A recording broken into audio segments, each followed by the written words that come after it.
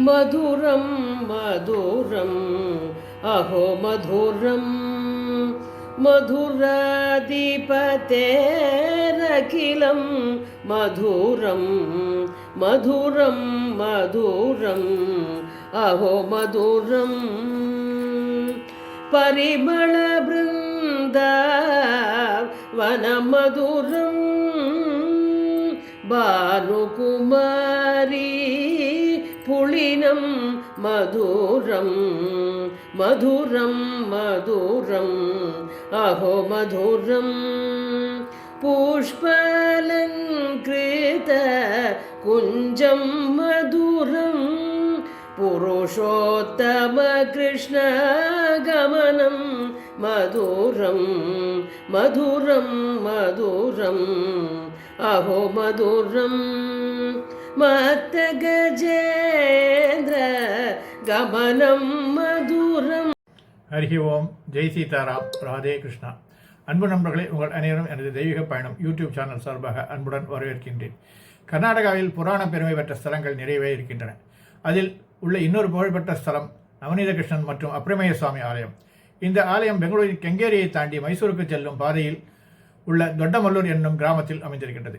தேசிய நெடுஞ்சாலையில் மைசூரை நோக்கி செல்லும் போது இடது பக்கம் மாலூரை தாண்டி அப்பிரமேய சுவாமி ஆலயம் செல்லும் வளைவை நாம் காணலாம். இந்த ஆலயத்தின் எதிர்ப்புறத்தில் செல்லும் சாலையில்தான் நாடி நரசிம்மர் ஆலயம் இருக்கின்றது. கர்நாடகாவில் புராண பெருமை பெற்ற ஆலயங்கள் நிறைவே உள்ளன. அதில் உள்ள இன்னொரு புகழ்பெற்ற ஆலயம் தான் இந்த நவநீத கிருஷ்ணன் அப்பிரமேய சுவாமி ஆலயம். கெங்கேரியை தாண்டி மைசூருக்கு செல்லும் பாதையில் இது அமைந்திருக்கின்றது. பகவான் அப்பிரமேயர் என்று அழைக்கப்படுகின்றார். இவர் 3000 ஆண்டுகளுக்கு முற்பட்டது என்றும் இந்த ஆலயம் இல்லை, இது 1500 ஆண்டுகளுக்கு முற்பட்டது என்றும் கூறுகின்றார்கள். ஆனால் ஆலயத்தின் கட்டிட அமைப்பை பார்க்கும்போது இந்த ஆலயம் நிச்சயமாக 1000 ஆண்டுகளுக்கு முற்பட்டது என்பதை சந்தேகமே இல்லை என்று நாம் கூறலாம். காரணம், ராஜராஜ சோழன் ஆண்ட காலத்தில், அதாவது 980ஆம் ஆண்டுகளில் இங்கு நந்த தீபம் ஏற்றும் சேவைகள் நடைபெற்றுள்ளன என்பதற்கான ஆதாரங்கள் கிடைத்திருக்கின்றன. இதை வைஷ்ணவ பக்தர்கள் வைஷ்ணவ திவ்ய கஷேத்திரம் என்று போற்றி போகின்றார்கள். ஆலயம் பெரும் பாறையினால் கட்டப்பட்டுள்ளது. இந்த ஆலய மகிமை குறித்து கூறப்படும் ஒரு கதையில், ஒரு காலத்தில் தெற்கு அயோத்தியா மற்றும் சதுர்வேத மங்களாபுரா என அழைக்கப்பட்ட இந்த தென்னிந்திய பகுதியில் பகவான் ராமபிரான் வந்து தங்கியிருந்தார் எனும், அப்போது அவர் யாகங்களும் ஹோமங்களும் செய்து இங்கு பகவான் அப்பிரமேயரை வணங்கி துதித்தார் என்றும் கூறுகின்றார்கள். பகவான் அப்பிரமேயர் என்றால் அளவில்லாமல் கொடுப்பவர் என்று அர்த்தமாம். இந்த ஆலயத்தில் பகவான் அப்பிரமேயர், பகவான் ராமர் மற்றும் பகவான் கிருஷ்ணர் போன்ற மூவருமே உள்ளார்கள். பகவான் ராமபிரான் மனித உருவில் இங்கு வந்து வாழ்ந்தபோது பகவான் விஷ்ணுவான் அப்பிரமேயர் வழிபட வேண்டியிருந்தது. முதலில் இங்கு பகவான் ராமபிரானுக்கு சன்னதி கிடையாது. பகவான் அப்பிரமேயருக்கு ஆலயம் தோன்றிய வெகு காலத்துக்கு பிறகு சன்னதி அமைந்திருக்கின்றது. இந்த ஊரின் அருகில் உள்ள மேல்கோட்டை என்னும் இடத்தில் உள்ள பகவான் யோக நரசிம்மர் ஆலயத்தில் உள்ள சிலையை பகவான் கிருஷ்ணன் பகவான் சாவித்ததாகவும், பகவான் விஷ்ணுவை அங்கு பகவான் பிரம்மா வந்து வழிபட்டதாகவும் சில புராண கதைகள் உள்ளன.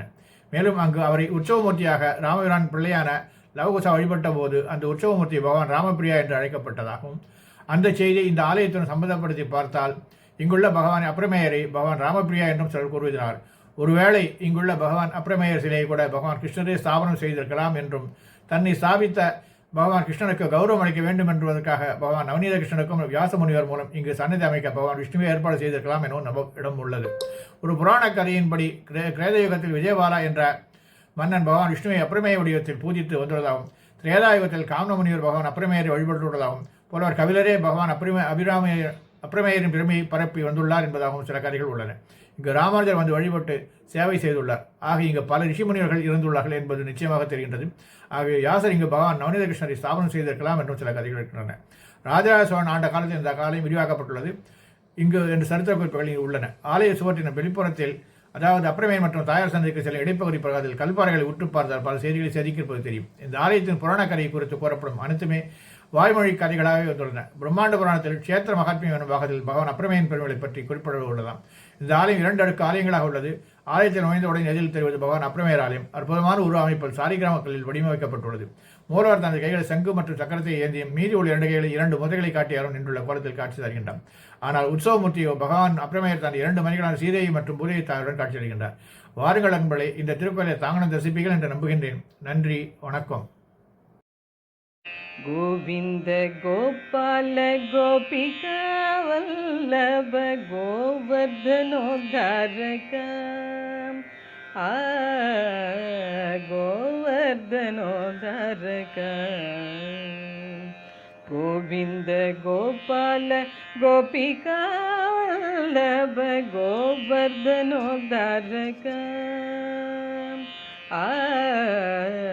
गोवर्धनोद्धारक தாரக நாராயண அச்சுத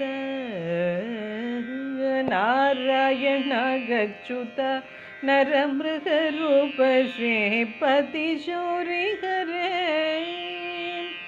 வாரிஜோத்பவ வந்திய வந்தித சரித முரமர்தன மித்ர பரம பவித்ர கோவிந்த கோபால கோபிகாலப கோவர்தனோதாரக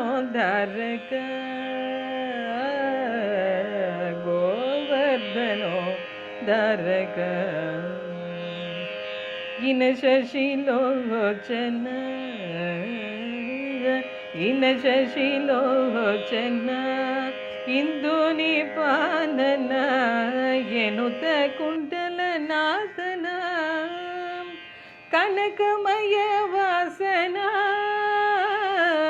ಗಣಪಾಪ ನಾಶನ ಕನಕಮಯ ವಾಸನ ಗಣಪಾಪ ನಾಶನ ಎನ್ನುತ್ತ ಕುಂಡಲನಾಥ ವೇಣುನಾಥ ಯವದನ ಎನ್ನುತ್ತ ಕುಂಡಲನಾಥ.